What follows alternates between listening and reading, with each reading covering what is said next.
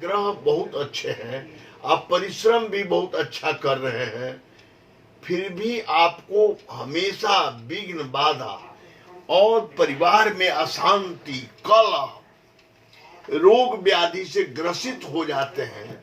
Sunday special में आपका स्वागत है। एस्ट्रो के नए टिप्स के साथ हम आपके सामने हाजिर हैं। आज हम आपको बताने जा रहे हैं, हम नहीं पंडित विंध्याचल लाल देव जी बताने जा रहे हैं, जो बहुत ही प्रसिद्ध ज्योतिर्विद हैं। वो आपको बताएंगे कि पितरों की पूजा करने से क्या होता है। क्योंकि अभी पितर पक्ष चल रहा है, तो ऐसे में जानकारी प्राप्त करना काफी महत्वपूर्ण हो जाता है। बाबा, आपका बहुत बहुत स्वागत है हमारे चैनल पे। धन्यवाद। बाबा, काफी मेहनत करने के बाद भी लोग सफल नहीं हो पाते, काफी संघर्ष करने के बाद भी अपने मंजिल तक नहीं पहुंच पाते हैं। क्या कारण है इसके पीछे, क्यों ऐसा होता है?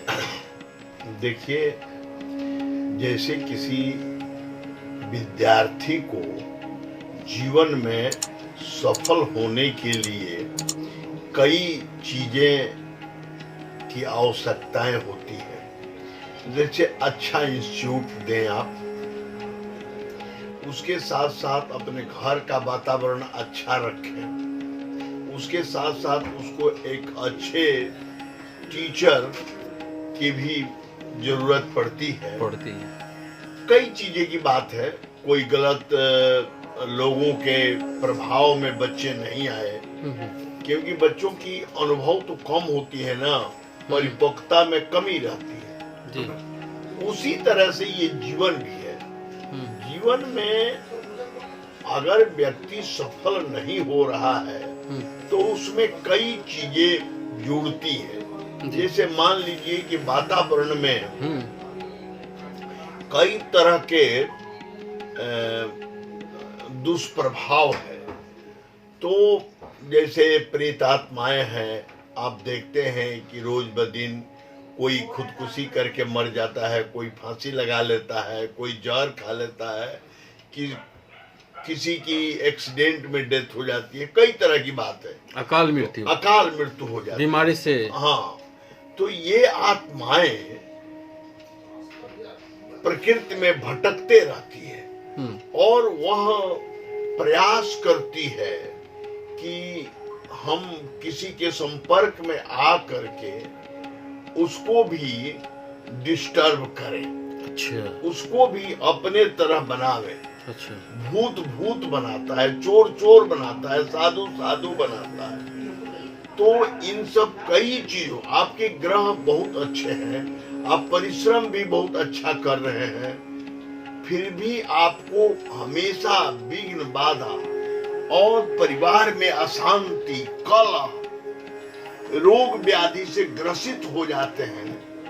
तो इससे रक्षा पाने के लिए सबसे अच्छा व्यवस्था है, क्योंकि प्रेत को ऊपर आप देवता की बहुत पूजा करते हैं, फिर भी आप उसमें सफल नहीं होते हैं, तो एकदम ये दिमाग में समझ लीजिए कि आपके घर के जो पितृ लोग हैं, माने प्रेत आत्माएं जो हैं, उनको जब आप मजबूत रखेंगे तो वो आपको हमेशा इन गलत प्रेतात्माओं से आपको रक्षा करेगा, प्रोटेक्ट करेगा। ये इसकी सिद्धांत है। उस प्रेत आत्माओं में और हमारे आत्मा जो है हमारे घर के ना है वो, तो हमको उनको प्रसन्न रखना है, उनको बूस्टअप करना है। उनको जितना आप हम प्रसन्न रखेंगे वो उतना हमारी मदद करेंगे। और प्रेत की से रक्षा प्रेत ही करेगा, ये बात जान लीजिए। तो दूसरा प्रेत तो हमारी रक्षा करेगा नहीं। पहले आप देखते होंगे, अभी नहीं, 50 साल पहले, 40 साल पहले देहात में, गांव में ब्रह्म होते थे। ब्रह्म क्या थे? प्रेतात्माएं हैं, उनकी पूजा होती थी और वो उनको पूजा करते थे, फूल फल धूप दीप चढ़ाते थे और उनका नाम लेते थे और वो आपको बहुत संरक्षण देते थे, उनसे आपको बहुत मदद मिलती थी। तो सबसे पहले तो आपको अपने पितरों को साल में जो 15 दिन का समय होता है पितृपक्ष, ये इसमें पितरों की ही पूजा की प्रधानता है। इसमें सारे पितृ लोग इस पृथ्वी पर आते हैं और उम्मीद करते हैं कि हमारे परिवार जन हमको पूजा करेगा, स्वागत करेगा, हाँ स्वागत करेगा और हमको पिंड देगा, हमको हमारी मैंने जो जिस तरह से जो विधान हमारे शास्त्र में बताया गया है उस तरह से हमारी पूजन करेगा, मंत्रोच्चार मेरे प्रति करेगा, हमारी मुक्ति की कामना करेगा कि हम प्रेत आत्मा से देव आत्मा में प्रवेश कर जाएं या हम इस प्रेत आत्मा से मुक्त हो जाएं, वो उसकी कामना करते हैं और 15 दिन तक इंतजार भी करते हैं। ये हर आदमी के जो पितृ लोग हैं माने मरे हुए आत्मा हैं वो इंतजार करते हैं। कहाँ इंतजार करते हैं? घर में? इसी ब्रह्मांड में, इसी प्रकृति में इंतजार करते हैं। आप जहाँ रहते हैं उनके परिवार जहाँ रहता है उनके आसपास। अच्छा, हाँ, तो क्या एकदम आप उनको देखते नहीं लेकिन वो आपकी सारी गतिविधि को देखते हैं। तो वो जो एक होगा आपकी देव आत्मा हो गया, हाँ, प्रेत आत्मा हो गया, हाँ, एक भटक प्रेत आत्मा हो हाँ, गया। वो सभी जो भटकने वाले आत्मा हैं वो अपनी मुक्ति चाहते हैं। हाँ। जो आपके परिवार के जो भी आत्मा है वो आपकी उन्नति की कामना करते हैं। अच्छा, और जैसे आप अपने स्वस्थ रहने के लिए, लंबी आयु के लिए अच्छे अच्छे भोजन करते हैं, एक्सरसाइज करते हैं या जिस तरह से अपने दवा खाते हैं या जो भी करते हैं, उसी तरह से ये आत्माएं भी अपने को संपुष्ट रखने के लिए अपने परिवार से उसकी कामना करती है कि हमको ये पितृ लोग जो हैं वो कामना करते हैं कि हमको जल, तिल और पिंड ये दान करें लोग, जिससे हम मुक्त हों और संपुष्ट रहें। समझ कि नहीं? और वो बहुत ब्लेसिंग देते हैं। उनकी ब्लेसिंग से तो इतनी उन्नति होती है कि आप सोच नहीं सकते, क्योंकि देवताओं को प्रसन्न करना साधारण बात नहीं है। वो बहुत दूर रहते हैं। प्रेत आत्माएं जो हैं वो एकदम आपके पास हैं, आप उनको समझ नहीं पाते हैं। आप देखेंगे कि जितना जादू टोना या जो कुछ भी लोग करता है वो प्रेत आत्माओं के ही समर्थन से या उनके सानिध्य में रह करके, ये जितने जो तंत्र मंत्र लोग जो करते हैं वो किसी न किसी आत्मा को पकड़ करके उनको प्रसन्न करके अपने साथ रखते हैं, है ना। तो आपको इस 15 दिन की अवधि में आपको अपने पूर्वजों को याद करके प्रत्येक दिन जल देना चाहिए।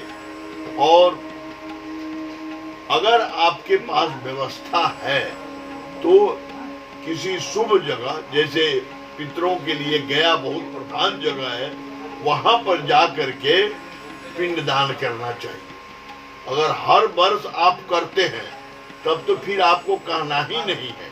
तो कौन करेगा पिंडदान? कौन करेगा पिंडदान? करने में एक नियम है कि मतलब कि कोई सीनियर मोस्ट? हाँ, उसमें पिंडदान में 2 बातें हैं।